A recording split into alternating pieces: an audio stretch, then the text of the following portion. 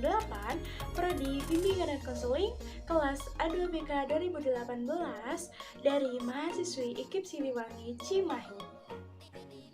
Pada kesempatan video kali ini, saya akan menampilkan hasil dari kegiatan kuliah kerja nyata atau KKN siklus ketiga yang dilaksanakan dari tanggal 16 sampai 21 Agustus 2021.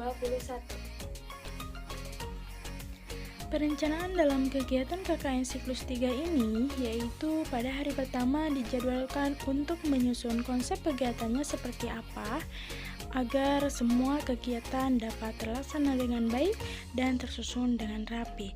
Dilanjutkan dengan mengobservasi yang akan dijadikan sasaran, terus menentukan sasarannya siapa, serta meminta izin dan membuat perjanjian bersama sasaran untuk melaksanakan observasi dan wawancara.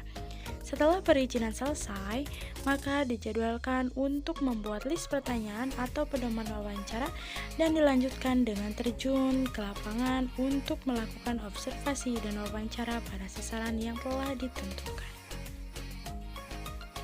Setelah observasi dan wawancara selesai dilaksanakan, maka rencananya untuk langsung menyusun laporan kegiatan siklus ketiga dilanjutkan dengan editing video dan menguploadnya ke YouTube dan mengupload laporan serta URL yang telah diupload tadi ke Google Classroom yang telah disediakan oleh dosen pembimbing.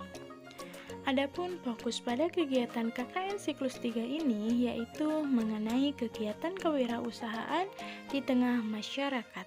Sedangkan untuk sasarannya yaitu 2 warga yang ada di Kampung Palapadan RT 1 RW 11 yang memiliki usaha mikro, kecil atau sedang atau UMKM. Langsung aja yuk ke proses dan hasil kegiatan observasi dan wawancara yang telah dilaksanakan.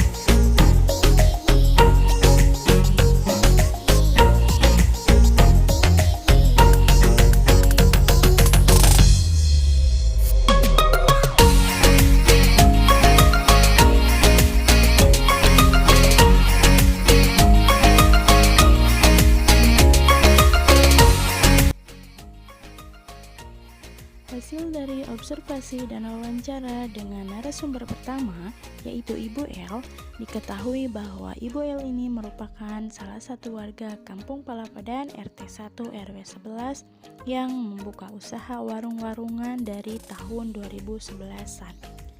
Ibu L ini berusia 25 tahun dan Ibu L ini selain membuka warung, Ibu L ini juga menjual pulsa dan menjual bensin untuk menambah-nambah pendapatannya di masa pandemi sekarang ini. Ibu L ini merupakan penerus dari orang tuanya yang membuka warung-warungan dari dulu. Nah, dari hasil observasi dan wawancara diketahui bahwa pendapatan Ibu L ini di masa pandemi COVID-19 mengalami penurunan dari hari-hari biasanya.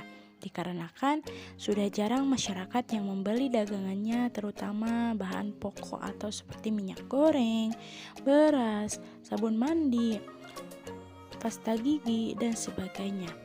Hal ini dikarenakan sekarang sudah banyak sekali bantuan sosial dari pemerintah setiap bulannya, sehingga masyarakat jarang belanja ke warung.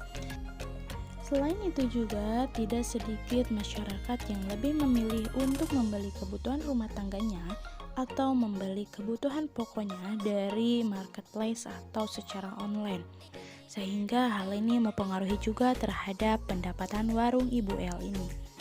Adapun cara atau strategi Ibu L dalam meningkatkan atau mempertahankan pendapatannya di masa pandemi sekarang ini, yaitu dengan cara menyediakan berbagai bahan pokok yang tidak ada di bantuan sosial dan yang masih jarang ada di warung-warung lainnya, serta menyediakan berbagai jajanan anak yang menarik dan unik untuk menarik konsumen untuk belanja di warung Ibu L ini. Selain itu, dikarenakan Ibu L ini belum pernah memanfaatkan media sosial untuk berdagang, maka saya memberikan sedikit saran untuk memasarkan dagangannya di media sosial seperti di Facebook.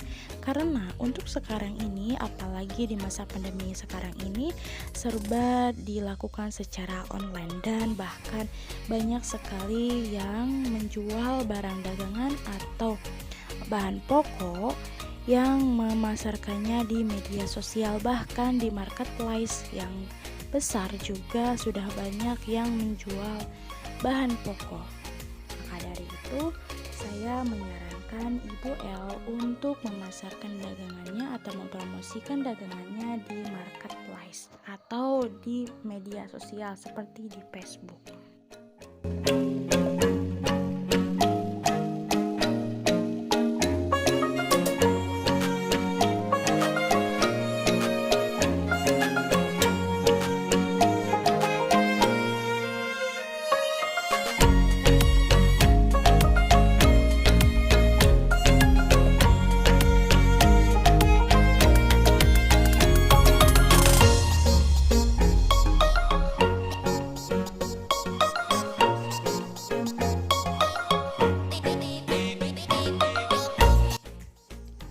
Hasil dari observasi dan wawancara bersama narasumber yang kedua, yaitu Ibu N, yang sudah berusia 43 tahunan dan merupakan salah satu warga Kampung Palapadan RT 1 RW 11 yang memiliki usaha di bidang jasa, yaitu menerima pesanan jahitan, dan di bidang fashion, yaitu dengan menjual berbagai kerudung.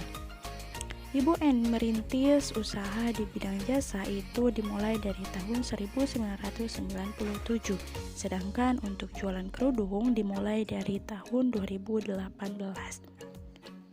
Dari hasil observasi dan wawancara diketahui bahwa menurut Ibu N, di masa pandemi COVID-19 ini mengalami penurunan. Bahkan untuk pendapatan dari hasil penjualan kerudung, adanya penurunan hingga 50%, sedangkan untuk jasa menjahit menurun hingga 20%. Sehingga menurut Ibu N ini harus lebih pintar-pintar lagi dalam mempromosikannya.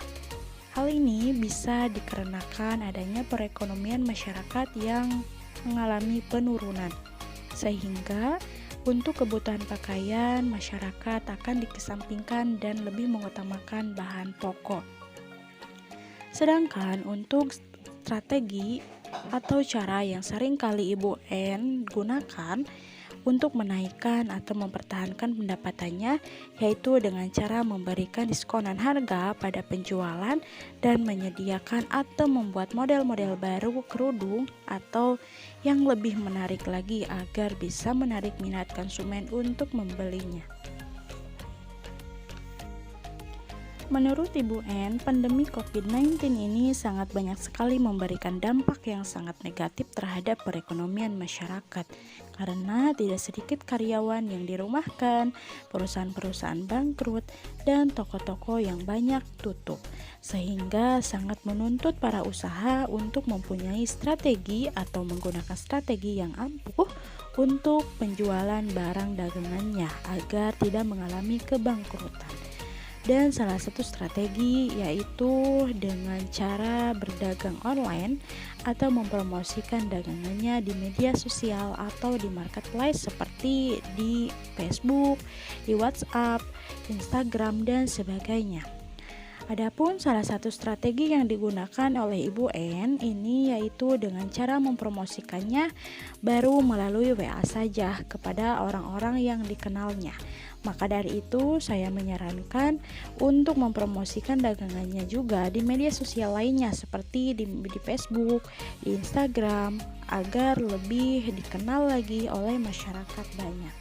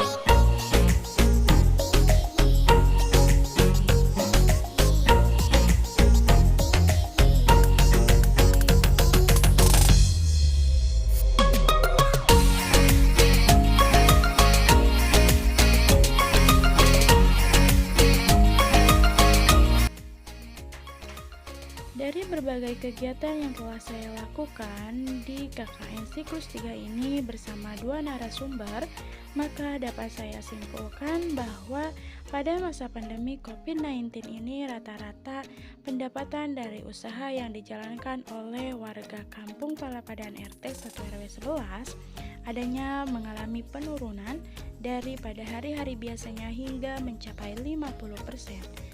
Hal ini dikarenakan juga oleh perekonomian masyarakat yang mengalami penurunan bahan-bahan pokok yang naik dan banyak juga masyarakat yang memilih untuk belanja online daripada beli di warungan dengan alasan lebih praktis dan tidak banyak kontak fisik dengan orang banyak, sehingga hal itu semua sangat mempengaruhi sekali terhadap penghasilan para pedagang di warga Palapadan RT 1 RW 11.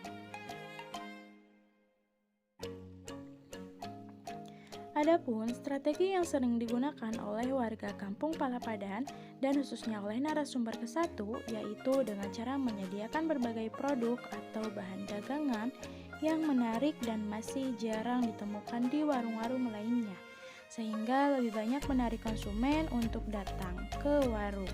Sedangkan strategi yang sering digunakan di bidang fashion dan jasa yaitu dengan cara memberikan diskonan dan membuat berbagai model-model baru dari produk yang dibuat dan semenarik mungkin sehingga dapat menarik minat pembeli untuk membelinya.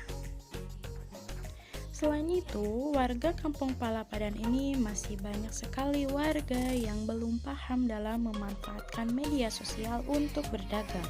Hal ini dikarenakan banyaknya kendala seperti tidak adanya Android yang dipunyai oleh warga dan yang paling utamanya yaitu jaringan internet yang masih sangat sulit untuk diakses di Kampung Palapadan ini, sehingga untuk bermain media sosial pun sangat sulit, harus mencari tempat yang banyak sinyalnya terlebih dahulu.